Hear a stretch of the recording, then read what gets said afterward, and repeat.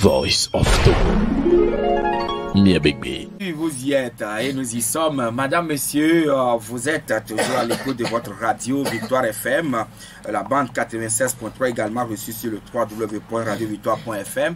Et ce lundi 9 septembre 2019, nous recevons pour vous le directeur de publication du journal L'Alternative, Ferdinand Messan Haïté. Encore une fois, ADP, bonjour. Bonjour Joachim, bonjour à tous vos auditeurs. Voilà, l'actualité internationale avant de revenir au Togo. Vous-même, vous suivez aussi ce qui se passe dans les pays de la sous-région au moment où Mohamedou Issifo ne veut pas du tout briguer un nouveau mandat. D'autres chefs d'État, pour le moment, cela n'est pas encore à leur agenda. Mais avant d'aller en Guinée, parlons d'abord du Mali. Au Mali, on a acheté des hélicoptères pour le pays, mais ces hélicoptères sont restés au sol et ne servent plus la nation, ce qui a mis le chef de file de l'opposition de ce pays, Soumaïla Cissé, dans tous ses états, et il a saisi la commission de l'Assemblée nationale. Oui, malheureusement, c'est des cas de corruption. Lorsque on achète le matériel militaire, il y a toujours des gens qui sont derrière, qui veulent avoir leur part. Et bien évidemment, on achète des choses obsolètes, on met de la peinture, et puis bon, une fois sur le terrain d'opération, on se rend compte que ces appareils ne sont pas efficaces. C'est certainement ce qui arrive au Mali. Vous savez que le Mali, c'est un pays qui est en proie ces derniers temps au phénomène djihadiste. Donc, ils ont besoin de renforcer leur arsenal militaire, ils ont besoin d'acheter des aéronefs pour la surveillance du territoire. Et forcément, il y a quelques petits malins derrière qui veulent gagner leur part du marché et qui ont dû acheter ces hélicoptères qui n'ont fait qu'un seul vol et ils sont cloués au sol. Et ça, c'est la gabégie, hein, c'est la corruption. Ça, c'est courant dans presque tous les pays africains et généralement, ça implique des officiers, des proches du chef de l'État, sinon lui-même, sa famille, parce que ces genres d'achats de matériel sont gérés directement parfois par la présidence. Ouais, et donc, oui, puis c'est un armement lourd. Oui, et puis c'est des questions de défense. Vous voyez, et le président de la République, généralement dans nos pays, c'est le chef suprême des armées. Et donc, on ne peut pas acheter ce matériel-là sans qu'il n'ait son contrôle là-dessus. Et donc, je pense que cela fait partie de tous les scandales que nous avons connus, qu'on connaît généralement en Afrique, qui se passent dans tous nos pays. Ah oui, mais quand même, le chef de file de l'opposition, à mon sens, aurait pu aller directement rencontrer le chef de l'État, mais il a plutôt voulu être légaliste en saisissant l'Assemblée nationale. Oui, mais il y a des institutions qui travaillent qui doivent fonctionner dans ce pays. Il doit avoir la justice. C'est pas le président qui règle les problèmes. Et si le président lui-même il est mouillé, qu'est-ce qu'il va dire au chef de file de l'opposition? Donc, à l'Assemblée nationale, il y a une commission de défense. Oui. À l'Assemblée nationale, qui doit être normalement au courant de l'achat de ces hélicoptères. Et donc, s'il saisit l'Assemblée nationale, certainement que la commission de défense sera interpellée. Et puis après, le ministère de la Défense, et puis ensuite la commission des finances pour savoir qu'est-ce qui a été fait, qui sont ceux qui sont allés acheter ces hélicoptères, pourquoi ces hélicoptères sont obsolètes et qu'est-ce qui s'est véritablement passé. Oui, mais ça voudra dire que, est-ce que cela voudra signifier que quand on veut faire certains achats au nom de l'État, on peut impliquer les parlementaires? Mais bien évidemment, c'est pour ça qu'il y a la commission de défense à l'Assemblée nationale. On doit les informer, ils doivent être impliqués, ils doivent savoir d'abord pourquoi il faut acheter aujourd'hui des hélicoptères, pourquoi il faut acheter des avions, est-ce qu'il y a une nécessité de le faire? Alors, le contrat, ça va être fait avec quel pays, quel est le délai de livraison, quelle est la fiabilité des appareils que nous voulons acheter? C'est vrai que il y a les secrets d'État, parce que quand il s'agit des questions d'armement, ce n'est pas des choses à mettre sur la place publique, mais lorsque derrière ce processus d'achat, il y a de la corruption, ou il y a des rétrocommissions, où des gens profitent pour s'enrichir, il faut en parler parce que c'est de l'argent du contribuable. Ah oui, c'est de l'argent du contribuable et Soumaïla Cissé ne veut pas laisser se faire. Alors maintenant, l'autre sujet qui également défraie la crise, c'est que la semaine dernière, en fin de semaine dernière, j'entendais, où j'ai suivi plutôt l'artiste ivoirien, il s'agit de Tiken Jah Fakoly, qui disait que une fois les opposants adoubés par les populations arrivent au pouvoir, ils tournent dos à cette même population qui les a élus, parfois les torturent, les martyrisent. Et il faisait un peu allusion à ce qui se passe en Guinée-Conakry. Alors, pourquoi des opposants, une fois au perchoir ou bien arrivés à la tête du pays, commettent des dérives? Je pense qu'il ne faut pas résumer ça à l'étiquette d'opposant. C'est lié à l'espèce humaine. Vous voyez, les gens, une fois qu'ils sont aux affaires, ils en prennent tellement bout qu'ils n'ont pas envie de lâcher prise. Et ils impliquent leur famille, leurs femmes, leurs enfants, leurs copains, leurs copines. Et c'est un pillage à ciel ouvert. Et donc, autant ceux qui sont aujourd'hui au pouvoir commettent des dérives, autant s'il n'y a pas d'institution forte, comme l'a dit Barack Obama, ceux qui vont venir feront les mêmes choses. C'est pour ça qu'il y a toujours des règles, des normes pour encadrer les gens. Lorsque les gens viennent au pouvoir, il faut qu'ils respectent les normes. Vous voyez. Et donc, la Guinée, puisque c'est de ce pays que vous parlez, c'est quand même décevant. Quand on sait tout le parcours que Alpha Condé a eu, quand il était dans l'opposition, tout ce qu'il disait, les soutiens qu'il a obtenus, et qu'une fois parvenu au pouvoir, il ne fait pas mieux que les gens qu'il dénonçait par le passé. Alors, on a déjà vu le cas Wade, au Sénégal, qui ne voulait pas partir malgré son âge avancé, ou qui voulait se faire remplacer par son fils. Ils ont passé tout le temps dans le parti PDS à humilier Macky Sall, à le mettre à l'écart, et finalement, il a été renvoyé par son peuple ou par les jeunes, et finalement Macky Sall a pris la relève. Et la Guinée aujourd'hui est sur les braises. Vous savez que c'est un pays assez complexe qui a connu des régimes autant obscurantistes comme tout ce qu'on a vu dans la dernière période. Et Alpha Condé aurait pu mieux faire plutôt que de s'afficher aujourd'hui comme il le fait. Il aura 80 ans, il aura 80 ans dans quelques mois. 80 ans. Oui. Mais il ambitionne modifier la Constitution pour briguer un nouveau mandat. Oui, c'est évidemment ce qu'il veut faire. Et ils ont tous trouvé aujourd'hui une méthode, une manœuvre pour le faire. C'est de dire que l'ancienne Constitution, bien la Constitution en vigueur, n'est plus adaptée.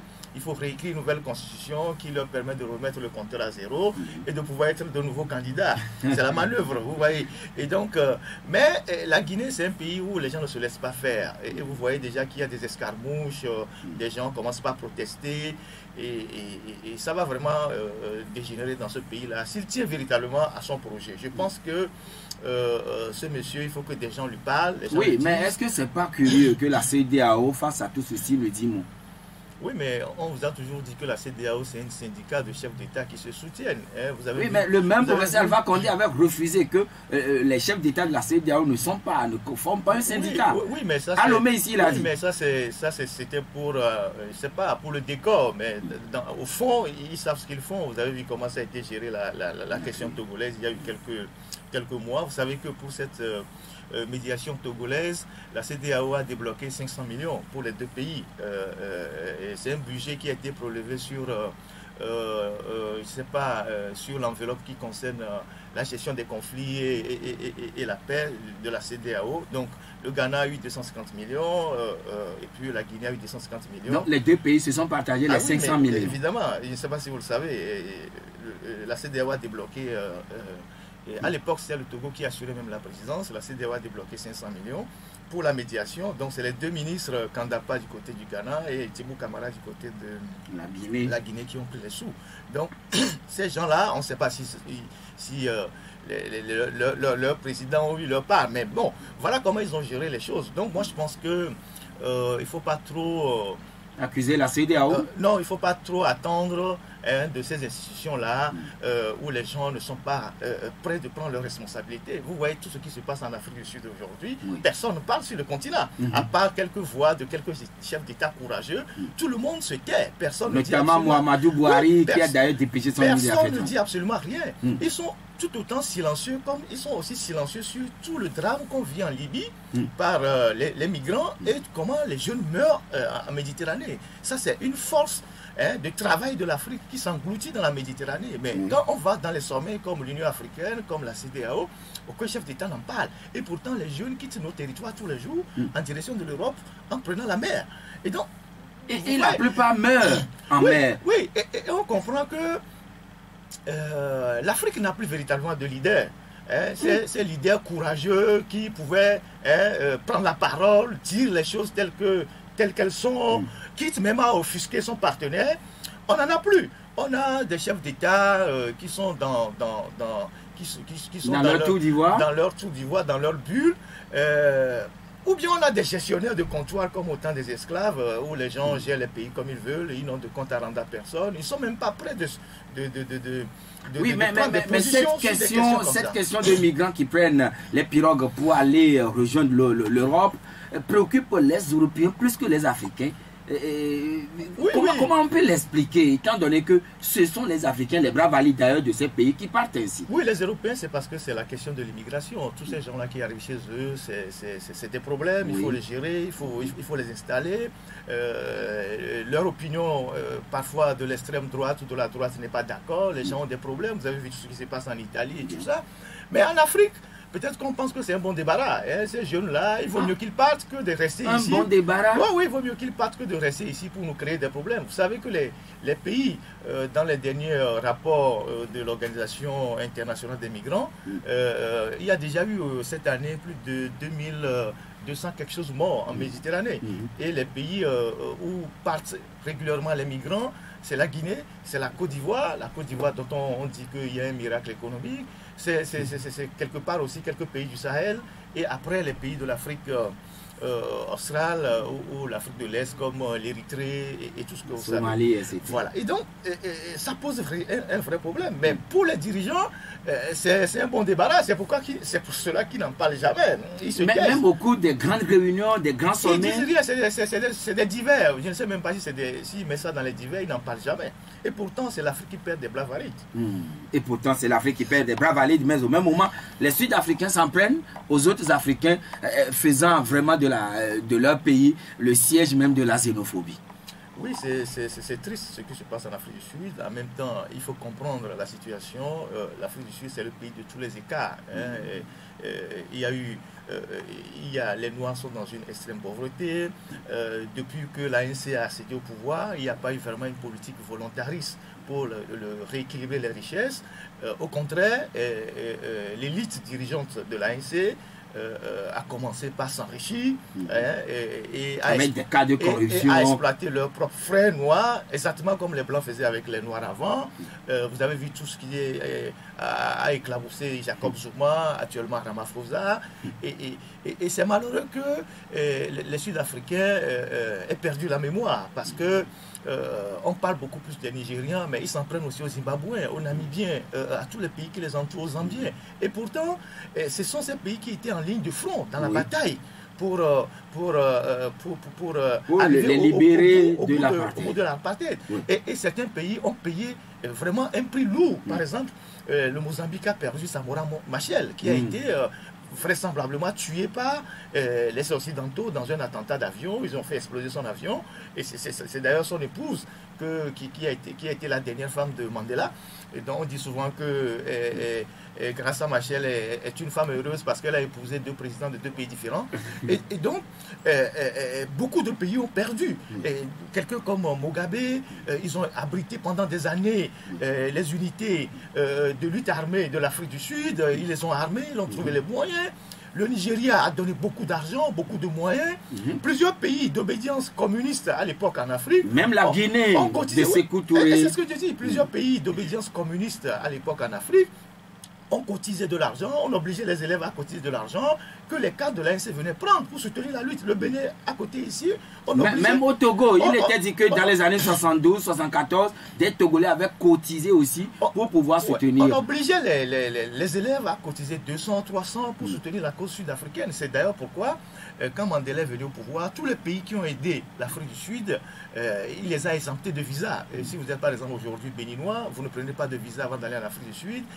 Si vous êtes soit ivoirien, tout ça, vous ne prenez pas de visa, ainsi de suite. Tous ces pays qui ont aidé, ils ont été exemptés du visa. Et donc, c'est triste que, bon, aujourd'hui, comment se fait-il que les Noirs perdent ainsi la mémoire par rapport? Il faut savoir qu'en Afrique du Sud, il y a beaucoup qui n'ont pas assez à l'éducation. Aujourd'hui, il faut investir dans l'éducation. Il faut travailler à réduire la pauvreté. Moi, j'ai été dans ce pays au moins 4 ou 5 fois, 2 fois pour des conférences, 2 autres fois à titre privé. quand je suis allé à titre privé, j'ai eu le temps d'aller, de discuter, de regarder un certain nombre de choses. Et vous savez que lorsque les pays sont en crise, il y a forcément le réflexe identitaire.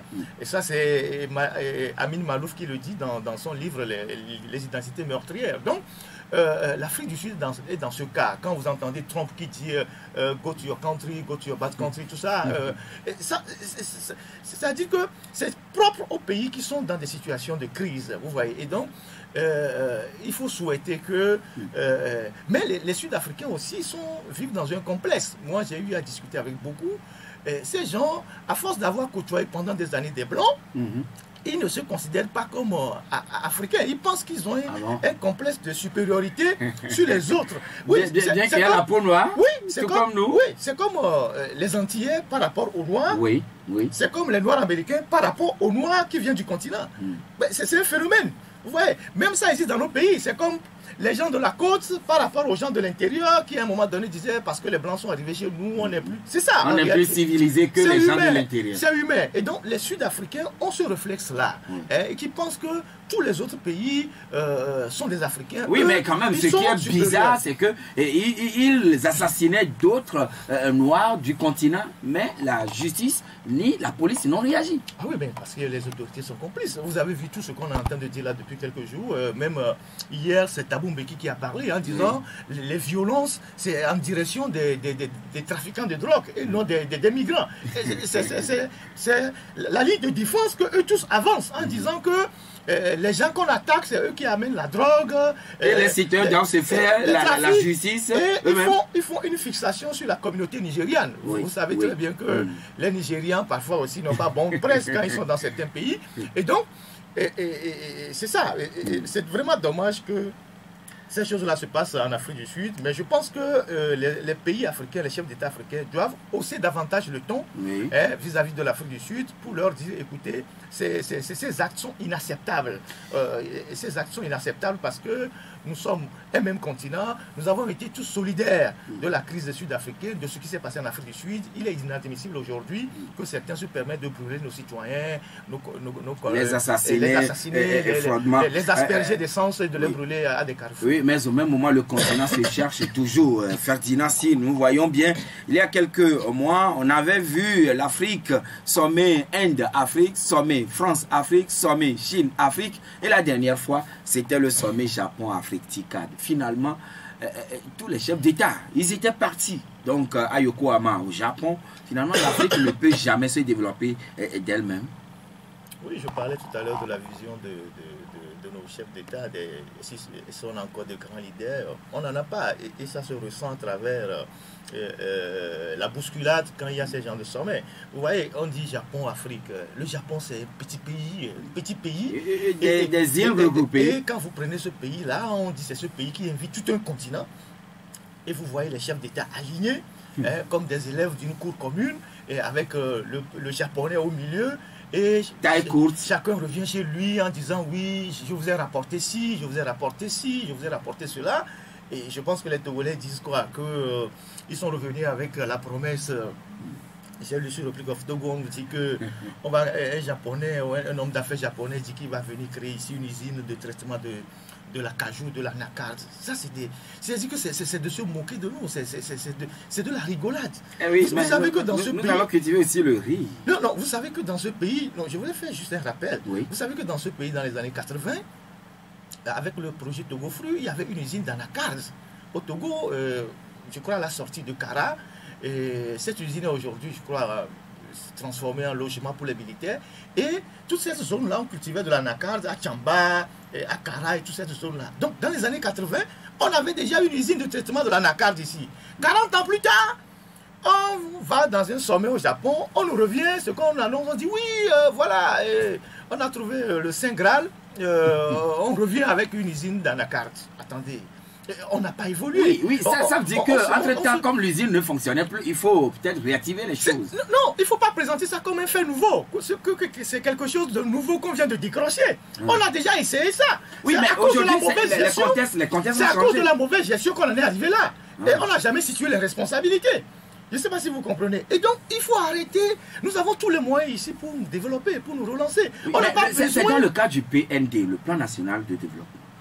Oui, mais cette histoire de PND, bon, en tout cas, moi, ma position était claire dès le début. C'est un plan de plus en réalité qui ne va véritablement pas changer grand-chose. Vous avez vu depuis qu'ils ont commencé.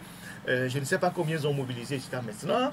Ils ont organisé pas mal de sommets, ils ont eu pas mal de promesses. Mais concrètement, qu'est-ce qu'ils ont obtenu comme argent pour commencer par exécuter le PND? Je ne sais pas si vous en savez. Donc vous voudriez bien sûr qu'on nous fasse l'état des lieux par rapport combien les gens... Le PND, c'est quoi? Ils ont dit c'est un programme sur 4 ans, je crois, 2022. Et 5 ans. 5 ans, oui, nous sommes déjà en 2020. Disons, nous sommes déjà en 2020 et on ne voit véritablement pas rien venir. On ne voit rien venir, franchement. Et moi, je pense que on a besoin des dirigeants volontaristes, des gens sérieux, des gens qui ont l'amour de la patrie et qui mettent les populations au travail. Oui, mais le PND a été lancé le 4 mars dernier. Je donne 2 exemples. Oui. C'est simple, 2 ou 3 exemples. Tu vois le grand marché de Lomé. C'est l'un des poumons économiques du Togo. Et c'est le grand marché qui, en partie, fait vivre aussi le port autonome de Lomé. Parce que quand les marchandises transitent par le port, sont dédouanées. Alors, nos mamans qui sont restées dans ces marchés-là pendant des années, ces mamans-là, ces nanabens-là, parfois certains n'ont même pas été à l'école, mais ils ont le réflexe du commerce, ils vont dans les pays comme les Pays-Bas, tout ça, à l'époque. Ce sont ces mamans-là qui ont fait tourner les banques comme la BTCI, la BTD, l'UTB, la BIA, tout ça. Aujourd'hui, ces marchés ont brûlé. Je ne veux pas rentrer dans la polémique de qui est responsable et tout ça. Depuis 8 ans, 8 ans, on n'a jamais mis une seule pierre pour reconstruire ce marché-là. Et pourtant, c'est un pan de l'économie du pays. Et on a préféré laisser ce marché-là aux mains des étrangers qui ont investi toute cette zone pour éliminer nos propres frères. Ça, c'est une politique dangereuse. Je ne sais pas si vous comprenez. Oui, c'est vrai, ce n'est pas de la xénophobie, mais... Non, mais ce n'est pas une question de xénophobie. Oui. Ce n'est pas une question de xénophie. Donc, les étrangers sont venus chasser les autochtones. Non, ce n'est pas que les étrangers sont venus chasser les autochtones. Il ne faut pas prendre le problème comme ça. Et en brûlant les marchés, en refusant de les construire, parce que je pense que c'est un refus. Ça fait 8 ans, au moins, si on est conscient que cette zone est une zone stratégique économique, en moins de 3-4 ans, on doit reconstruire ce marché-là. Mais on ne l'a jamais construit. En tout cas, c'est 6 ans pour le moment. Oui, c'est en 2013. Et donc, la stratégie, c'est d'appauvrir certains. Mais quand vous les appauvrissez, on laisse émerger des gens d'autres pays qui ont pris toute la zone commerciale. Chinois, Libanais, Indo-Pakistanais, Nigériens, tout ça. Et ces gens-là, tous les jours qu'ils font les affaires, ils rapatrient les sous dans leur pays. Ils ne les mettent même pas dans les banques ici. Vous savez qu'aujourd'hui, il y a des bus qui partent au Niger tous les jours. Ces bus sont souvent bourrés d'argent. Parce que personne ne les contrôle. Personne ne les contrôle. Il y a les douaniers. Personne ne les contrôle. Tu peux rentrer dans un bus pour aller, pour faire le tour. Personne ne les contrôle. Dès que vous arrivez à la frontière, il faut que, bon... on paye les douaniers. Non, l'apprenti sort, il donne 10 000 francs à celui qui est au poste là-bas, puis vous partez. C'est comme ça. Et ces bus sont remplis de bourrés d'argent. Et c'est une perte énorme pour le pays. Les Chinois, même chose. Les Libanais, même chose. Ils ne mettent même pas l'argent dans les banques pour faire tourner nos banques. Si vous allez dans nos banques en pleine journée, il n'y a personne. Les banques, il n'y a personne. Vous ne pouvez pas trouver ça à Accra ou au Bénin, tout ça. Ça, c'est un. Vous voyez, donc je retourne au port. Donc le port, par exemple, le port ne peut pas fonctionner normalement si cette manne-là lui échappe. Bon, maintenant, vous savez, on parle du PND. La nouvelle gestion des ports aujourd'hui que les gens ont, c'est de faire des ports, non plus seulement un lieu de débarquement et d'embarquement des marchandises, mais aussi un lieu d'attraction véritablement économique. Oui. Dans certains pays, on construit par exemple des grands hôtels dans l'enceinte du port, on construit des malls, on construit un certain nombre d'infrastructures, parce que vous avez par exemple des centaines et des centaines de marins qui viennent dans vos ports, qui passent 2 ou 3 semaines, qui sont fatigués de rester en mer, qui ont besoin de descendre et de dépenser l'argent qu'ils ont et de vivre convenablement, de prendre de l'air fraîche de la terre avant de remonter en mer.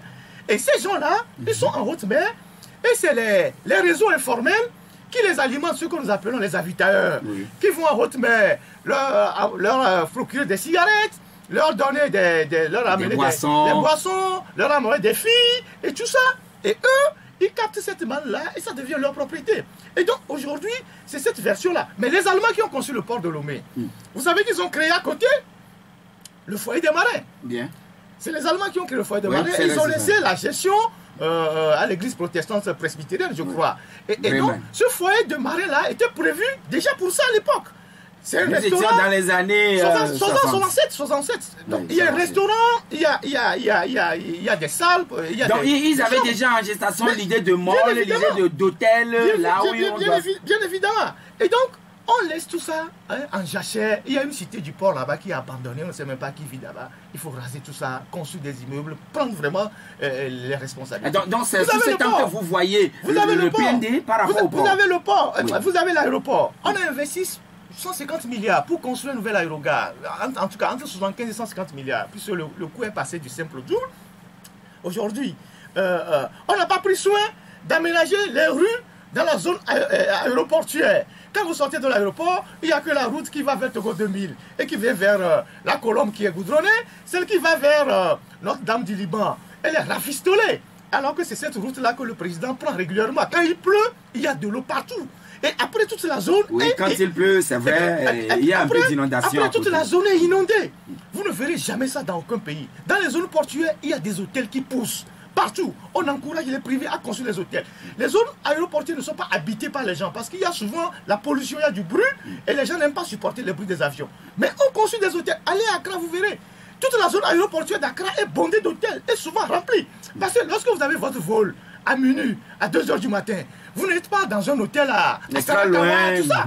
Lorsque votre vol est annulé, vous êtes à côté, vous reprenez le vol. Même les hôtels, c'est où l'équipe à bord, souvent, est hébergée à côté. Mais quand vous sortez de l'aéroport de Lomé, vous avez un hôtel à côté? Il n'y a rien, pratiquement. Il faut descendre jusqu'à 2 février ou aller à Sarakawa. Et donc, les gens sont là, au lieu de travailler, ils sont là à faire du folklore, à se promener dans le monde, qui sont en train de chercher de l'argent pour faire le PND. Alors que on peut mobiliser les fonds. Mais quand même, ces fonds-là, on doit d'abord, ce plan, on doit le présenter aux bailleurs pour qu'ils savent que quand même, en tout cas pour qu'ils soient au courant d'un programme ici à Lomé. Nous faisons quoi de tous les milliards que nous avons ici qu'on ne veut pas mobiliser ou qu'on détourne? Vous pensez que le Togo... Mais on en a énormément. Où vont les sous des phosphates? Où vont les sous du port? Où vont les milliards de toutes les usines d'exploitation de ciment, tout ça? On réhabilite les voies, on reconstruit les voies. Quelles voies? Vous en avez vu combien? Oui, vous en avez vu combien? Lomé n'est plus comme hier. Mais attendez, c'est des histoires. Vous en avez vu combien? Lomé avait des routes, il y avait des routes aujourd'hui qui ont disparu. Il y avait des rues à Lomé qui étaient goudronnées, qui ont aujourd'hui disparu. Est-ce que vous le savez? Il y avait plein de rues à Lomé ici qui étaient goudronnées, qui aujourd'hui sont devenues des pistes. Donc il faut arrêter tout ça. Ceux qui n'ont pas connu Lomé dans les années 80, tout ça, peuvent vous dire que oui, que ça se... Effectivement, dans la périphérie, on a essayé de faire des choses, mais dans le centre-ville, il y avait des rues qui étaient bitumées, qui aujourd'hui ne sont plus bitumées.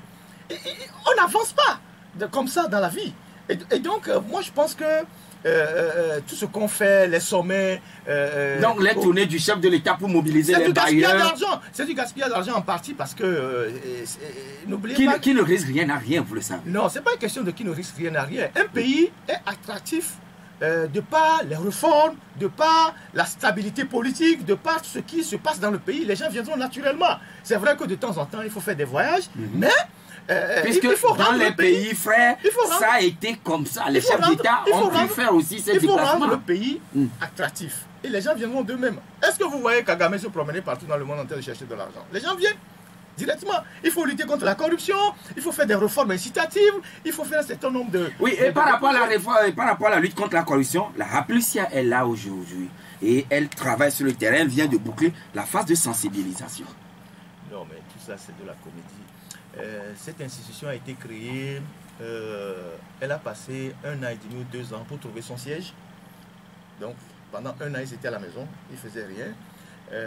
Ils ont fini par louer un siège à Kégué. Ils ont pris 6 mois pour s'installer, c'est-à-dire acheter les meubles, machin, tout ça. Donc pendant ce temps, la corruption continuait. Et puis après, ils sont maintenant à 1 an et demi ou 2 ans, ils font de la sensibilisation. Et les voleurs sont là. On en dénonce tous les jours. Les cas sont patents. On n'a pas besoin de tout ce folklore pour arrêter les gens. Parce qu'en réalité, l'État lui-même a un certain nombre d'arsenals pour lutter contre la corruption. Il y a la Cour des comptes, il y a l'inspection générale d'État, il y a l'inspection générale des finances, il y a un certain nombre de services internes dans les ministères, dans les sociétés de contrôle. Donc à partir de ce moment-là, on peut déjà essayer de faire un contrôle Et puis après, si ça dépasse ces institutions, ou c'est des cas de oui, ces institutions existaient, mais peut-être le cadre légal n'existait pas. Non, c'est pas une question de cadre légal. Oui. L'inspection générale d'État est une institution légale qui existe depuis des années, depuis que le Togo était indépendant. Donc, il faut mettre les gens au travail, il faut leur donner les moyens de travailler. Et il faut leur permettre de travailler en toute indépendance. Donc vous ne croyez pas en ce que fait la Rapplicia? Puisque moi je ne vois rien venir. Comment voulez-vous que je croie à ce qui n'existe pas? Hein? Mais entre-temps, la justice a attaqué quand même les 5 personnes qui ont détourné les 17 milliards et les a jugés. C'est des histoires. On les a jugés. C'est des histoires, c'est des règlements de compte. Parce que nous, on a traité ce dossier. Vous pensez que ces messieurs-là ont volé 17 milliards? Comment est-ce que 5 personnes, dont 3 n'ont même pas de maison? Parmi ceux qui sont en prison, 3 n'ont même pas de maison, ils vivaient chez leurs parents. Ils ont volé 17 milliards comment? Ils ont volé 17 milliards comment? Vous dites 3 parmi les 5 eux personnes n'ont pas de maison. Ils étaient recrutés, ils n'ont pas de maison. C'est des gens se sont organisés pour sacrifier, ils n'ont pas de maison. Mais est-ce que tu vois quel est l'objectif en détournant de l'argent? C'est de se mettre à l'aise, non? Oui. Si je vole de l'argent, vivre je vais acheter des voitures, je vais avoir de grandes maisons, des biens. Ils n'ont rien. Et bourrer son compte d'argent. Ils n'ont rien. Et vous avez vu comment le procès s'est passé. Donc, c'est des histoires, c'est des gens qu'on a essayé de sacrifier pour protéger des voleurs. Oui, mais il y a eu quand même la disparition de cette manne. Oui, mais sauf que ce n'est pas eux les responsables. Et vous savez doutez? Mais comment? Moi, j'ai traité ça. Nous avons traité ça, l'alternative, dans tous les détails. C'est un dossier qu'on suit depuis des années, depuis que les gens étaient en prison. C'est un dossier qu'on suivait. Et donc, nous, on sait, avec des éléments à l'appui, que ces gens-là n'ont pas touché cet argent. Parce que c'est des données qui ont disparu dans un ordinateur. Et donc, on a dit qu'on a effacé un certain nombre de choses dans un ordinateur. Alors, lorsque les gens ont été arrêtés, on a interrogé tout le monde. Le juge qui avait en charge le dossier a voulu interroger les responsables de l'hôtel, les premiers responsables. Et lorsque les premiers responsables sont arrivés dans le bureau du juge, le juge, par rapport à l'incohérence de leurs arguments, notamment le commissaire ADG, tout ça, le juge voulait déposer le commissaire ADG et il a été dessaisi du dossier. Est-ce que vous le savez? Le juge a été dessaisi du dossier? Immédiatement, le juge d'instruction qui avait le dossier, la manière dont il voulait voir clair dans le dossier, on a rapidement dessaisi du dossier. Et c'est le juge Cyril Itaba. Il a été rapidement dessaisi du dossier et on a confié le dossier à un faire-valoir qui a conduit la procédure selon la bonne volonté des gens pour finir par condamner ces messieurs-là. Vous pouvez faire vos enquêtes. Et nous allons revenir tout à l'heure sur un autre aspect, c'est-à-dire le dossier concernant l'immatriculation des engins à 2 roues, pas l'immatriculation autant pour moi, mais le permis de conduire des motos. Je ne sais pas si vous avez une moto, je ne vous ai jamais vu sur une moto, mais on va y revenir tout à l'heure.